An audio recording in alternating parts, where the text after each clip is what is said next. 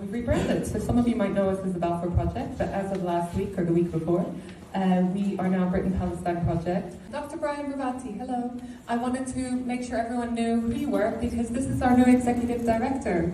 So we're incredibly pleased to have him on board.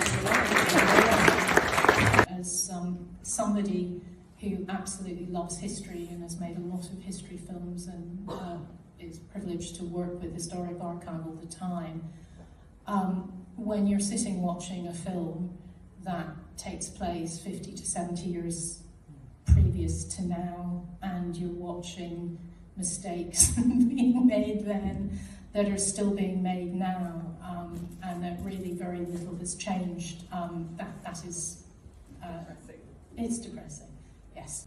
I was struck by the loneliness of the Palestinian people when it comes to governments, not when it comes to people, because the people who are here tonight are here to support Palestinian rights, equal rights.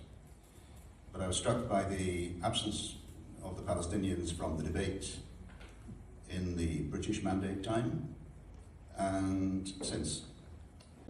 We have a government that needs to be prodded. I'm being very polite. We have a government that needs to be prodded.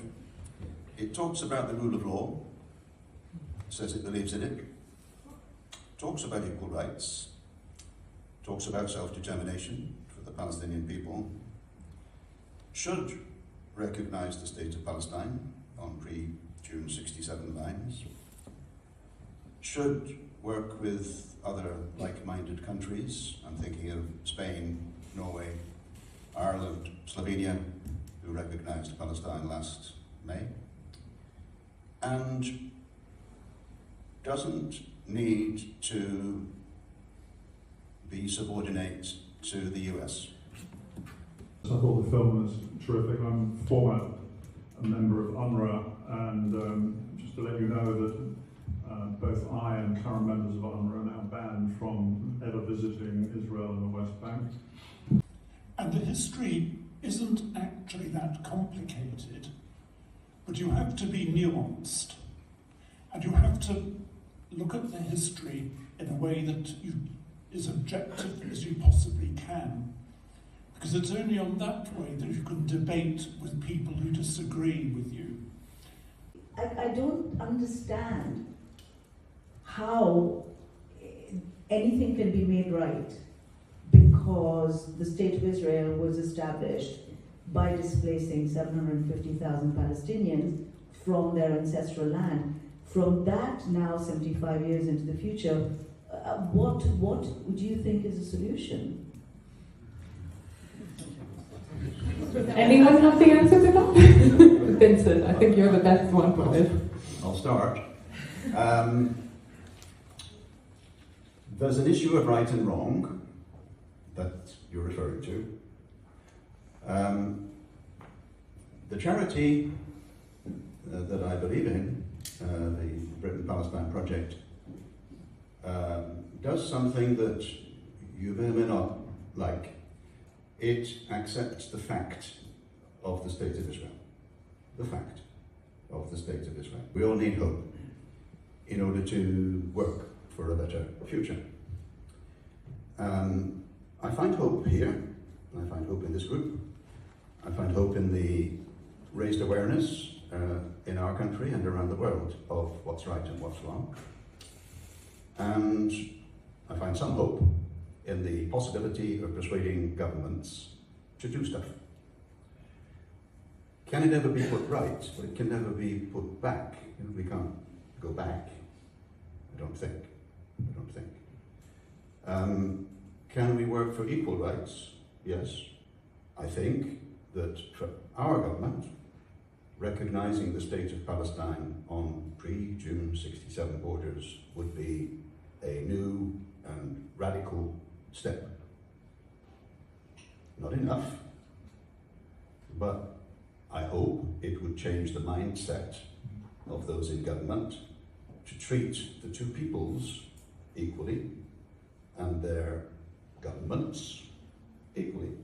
Now, that may be a dream, that bit, but nevertheless, we're allowed to dream.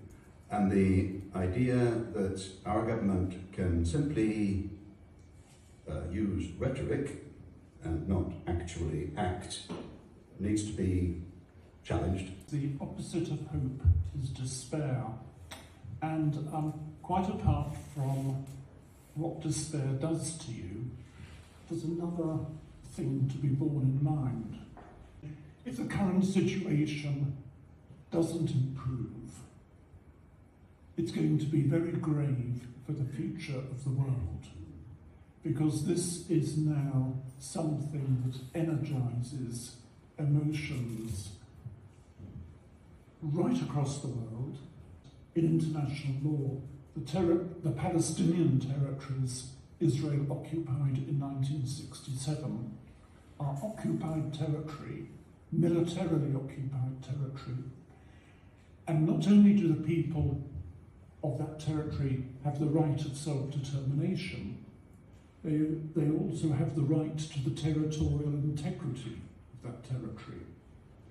And that is something that people are going to have to confront at some point, unless we allow President Trump to sweep everything to do with international law away. He may succeed in taking the USA out of the international rules-based order, but that order still exists. History has to be objective, and it must cut through, irrespective of paradigms, ideologies, and so on. For me, this is about the grassroots, and the grassroots objections expanding. And if you think about South Africa and apartheid, it was decades after that movement began that any government paid any attention to it. And I think if we find a movement, a beacon that can expand, then really that's what we need to do, so that governments finally work out that we're serious about this. The difficulty with international law is its enforcement, and the only thing that can enforce it is political will. Well, when you know what the legal rights are, you can then start trying to get the political will to enforce it. By failing to recognise Palestine, we are actually prolonging the occupation.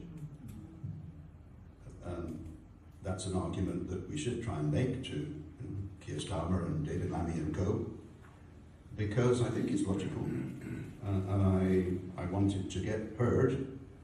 I find it hard to refute. One of the charity's main focuses is on history, and of course Britain was in Palestine from around late 1917 till the middle of 1948, and left behind a complete legal vacuum. And one of the things that Britain was obligated to do but failed to do was to establish representative institutions. And I think one of the reasons that it becomes relatively easy for, say, the Israeli government to minimise the Palestinian voice is that Britain never gave those institutions to Palestine. France gave them to Syria and Lebanon, and I'm not trying to say this is some kind of generous gift. They were obliged to, although they didn't want them to have proper control. And the same went for Britain in Iraq and Jordan. But Palestine was the exception, and that was because Britain basically stumbled into something which it didn't quite know what it was doing. You know, the Balfour Declaration being compatible with Palestinian self-determination, and Britain was obliged to give the Palestinian self-determination. It completely failed. And I think that is something that we should be talking a lot more about. It may sound like ancient history, but it's got very real consequences today. I mean, there is a tiny but active group of Israeli human rights groups heroically, in my opinion, against what they face, are still there and standing and shouting from the rooftops, or trying to. But the wider Israeli society is not taught this stuff, doesn't believe it, etc. And I profoundly believe that the well-being of Israeli people is tied to reconciliation and coexistence with Palestinian people. I think that's best. How to get to that is a big issue.